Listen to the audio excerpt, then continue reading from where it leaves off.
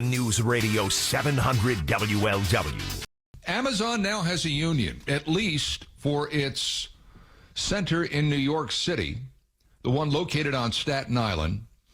And it is, although some ballots are being challenged, it's going to pass. There were roughly 4,800 ballots that were counted. And over 2,600 in favor, 2,100 against the union. And it was led by, the union movement was led by an employee who was fired by Amazon in 2020 after the company claimed he violated social distancing. Similar vote in Alabama did not pass back in March. Nevertheless, this is something that could take Amazon down a different road and maybe a more expensive road for you. Somebody who lives and breathes Amazon is standing by to join us right now. Stephen Pope is an expert on Amazon. We had Stephen on maybe a month ago before these votes took place. He predicted this. He said, Alabama, no. Staten Island, yeah, I think it's going to happen, and it did. And Stephen Pope, how are you on this glorious Monday? Happy Monday. I actually just got off the phone with one of my employees who lives in Staten Island. He's a sales manager at my Amazon guy. And we were just chatting about this, and it's really not a surprising outcome. I mean, especially the fact that Mr. Smalls was let go for not social distancing 2 years ago. I mean, that's just icing on the cake, right? Like, you pissed off the wrong guy, right? Yeah, hell hath no fury like an employee scorned, particularly when revenge is served cold, and it looks like that's what's happened here in Staten Island. Okay, to me, to anybody listening, what does this mean to us tangibly who, let's face it, we order a lot of things off Amazon? Should we expect to see prices of the cost of doing business that are rising inside Amazon passed along to us? This is the drop in the bucket, right? So if you imagine you have a bucket of water and you put your hand into the bucket, this is the labor union organizing. Then pull your hand out of the bucket. What happens to the water? It's the same, right? Like, I don't think that this is going to affect the consumer directly because there's so much other stuff going on, right? Like, the government says, inflation rate, 7 or 8%. Yeah, right? Like, triple whatever the government says, that's the real inflation rate. That is what's going to affect people's bottom lines. Gas prices more than 100% up in a couple of years, right? Like, just crazy things all around. Even Joe Biden the other day said, we're going to have food shortages. And that's going to happen because the oil, right, like that makes our fertilizer, its price is up 150%. So when we compare to the macroeconomic scale of what we're facing as a nation right now, Amazon is half of the economy. 3 out of 4 people or households in the country are a Prime member. Prime prices just went up to $150. Right. But none of these things. Like the labor happening right now, I think is just a sign or a tipping point of many other labor challenges that are going to happen. We even saw just the other day in the West Coast some of the gig workers who have to pay their own gas to drive and ship the Amazon boxes, who are W-9 employees, kind of like an Uber or a Lyft driver. Mm-hmm. They're also demanding more prices, more salary or help for the gas prices, right? Well, let me so just all of these things. Let me just ask you this. Let me just stop you here, Stephen. I'm watching TV at night. Every so often, these commercials pop up, and it's all these people are just so happy about working for Amazon. One guy said, "Yeah, I went to work for Amazon, and I was covered by my health. My health insurance kicked in the first day," and they're playing with their kids, and they're at work, and they're smiling and all that. Now, I was told that the starting pay for somebody at Amazon is $18 an hour, which is well above the minimum wage in the USA. And if indeed health insurance and things like paid parental leave and maybe a chance to further your education are all worked into what Amazon is offering, what was the problem on Staten Island or in Alabama or maybe other places that are looking to unionize? Is this not, like Disney World? I think the reason unions haven't existed, especially as it relates to the Amazon workforce, is because Amazon was offering all of these benefits that typically unions are trying to advocate for.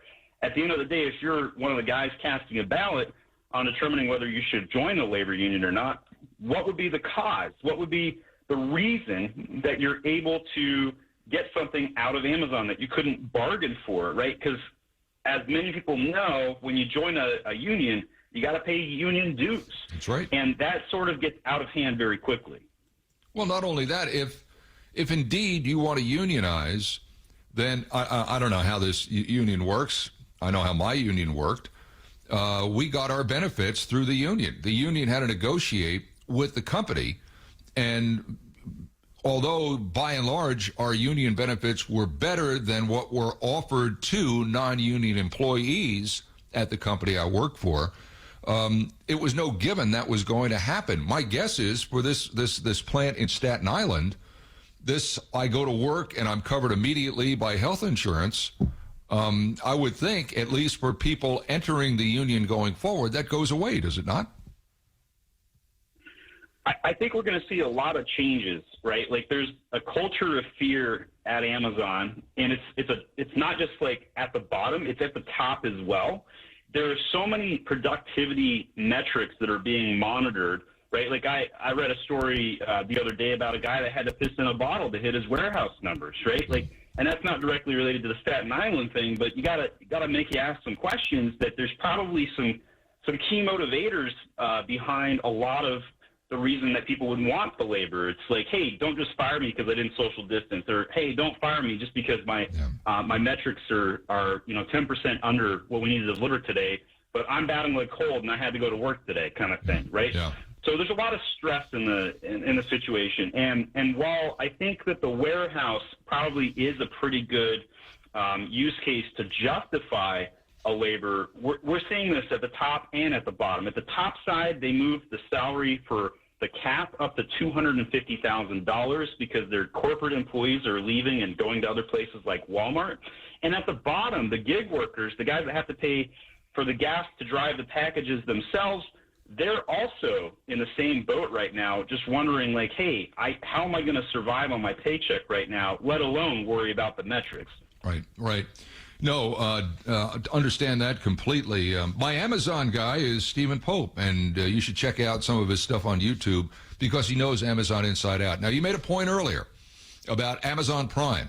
A lot of people have Amazon Prime. They the shipping is free, but you pay a monthly fee, and that monthly fee is going up. You also get Amazon Prime programming. You can download the app, watch it on your TV. They've had some good shows over the course of time, and some people think it's worth the Amazon Prime, not just for the shipping, but also for the television and other content that they offer. But they're reaching a price point where it may not be worth it. They're dangerously close. Netflix is kind of doing the same thing. Netflix obviously is not in the shipping company. I'm just wondering, are they that close to being not cost effective with Amazon Prime, in your opinion? I think that because Amazon is half the economy and that the value behind the Prime benefits is so immense, it's more of a culture than anything else. It's not just two-day delivery. It's not just one-day delivery. It's not just same-day delivery anymore. There's all the video content. There's all of the benefits that you get from multiple different options. They even give you streaming music, for crying out loud, right? Yep. So there really isn't a service in the world that compares to what Amazon Prime is going to do. And I will say this, I think Amazon is a customer-centric platform. Do I think that Jeff Bezos cares about other people's businesses? Absolutely not.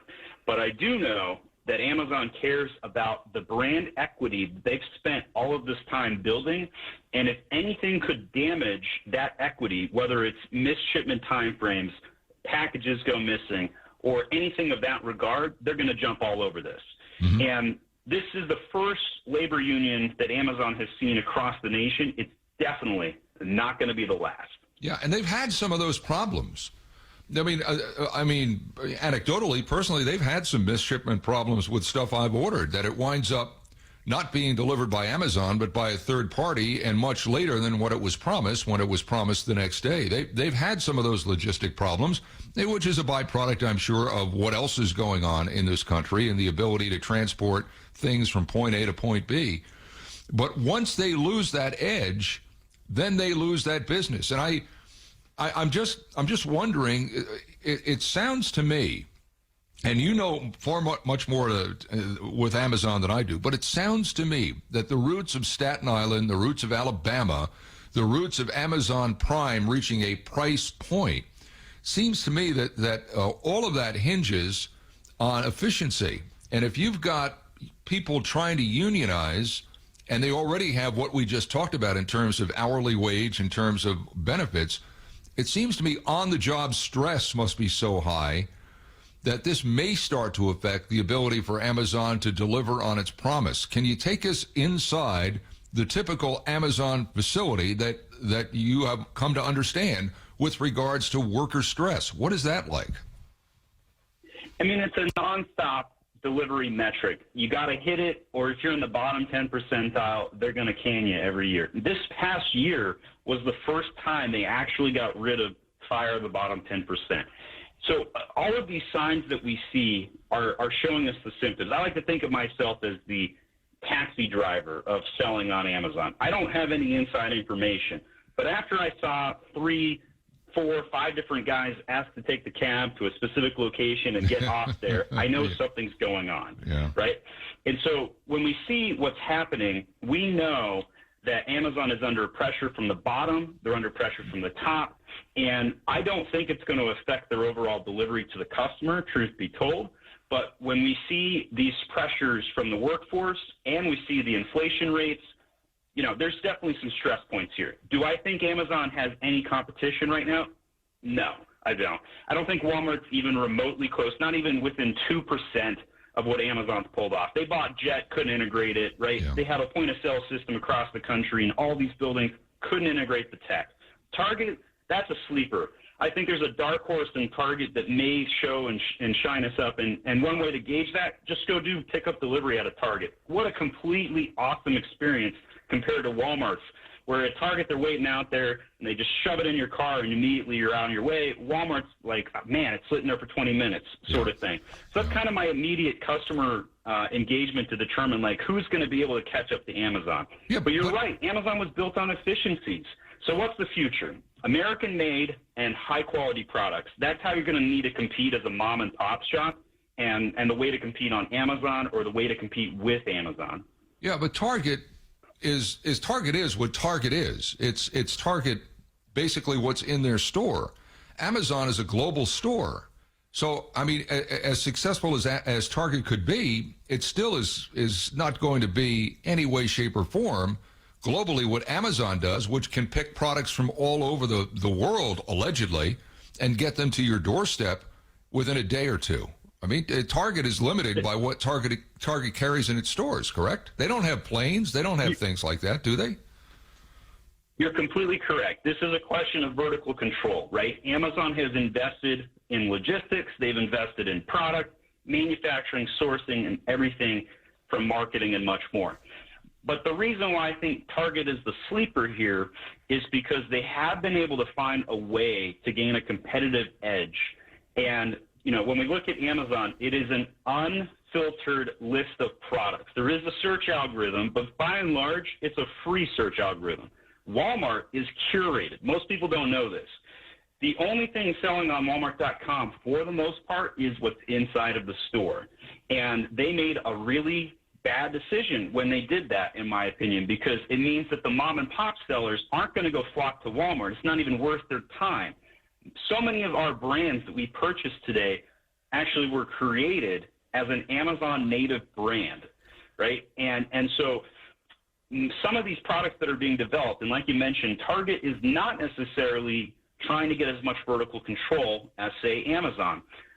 But if anybody is going to take Amazon out or take a nudge off of their ledge, so to speak, it's going to be coming from somebody that allows for a free marketplace, has all of the same benefits, but then takes it one step further, whether it's American-made or high quality or another benefit, something is going to have to be better than Amazon, because the consumer right now, they say that $150 Prime membership is a bargain to get what they're getting delivered in value. He knows Amazon inside out. In fact, you should go to YouTube and just put in the search line, my Amazon guy, Stephen Pope, will pop up right there. He is an international thought leader and visionary on Amazon. Who gets to that kind of level? Only Stephen. Great to have you back on the show. Stay well, okay? We'll visit down the road. Thank you. All right. Thank you so much.